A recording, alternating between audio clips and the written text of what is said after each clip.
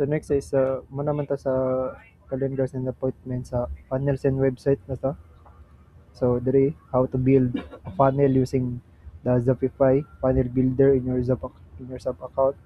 First is go to site funnels and click your funnel. So ato ta sa funnel sa sites diri. Diri mag-create tag yung funnel. So na kayo kapili ano from blank from scratch or gusto ba ka may AI or templates.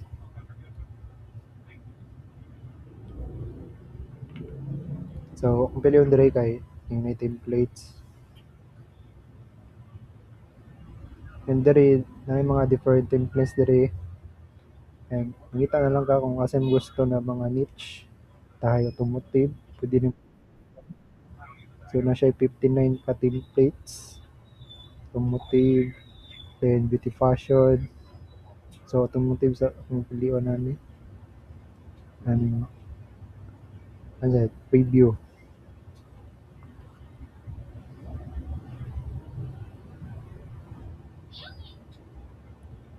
So mo na siya no.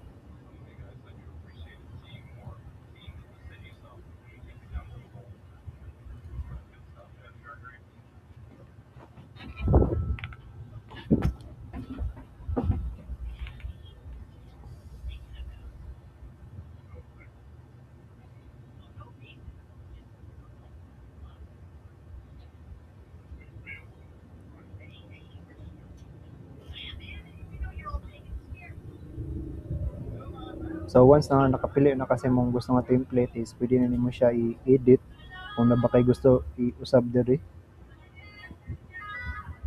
Na diri ang ano, kanang toolbar sa kaning right panel. Pwede mo siya di sa Word, remove ang mga elements. And pwede po ka mag ano, create from scratch.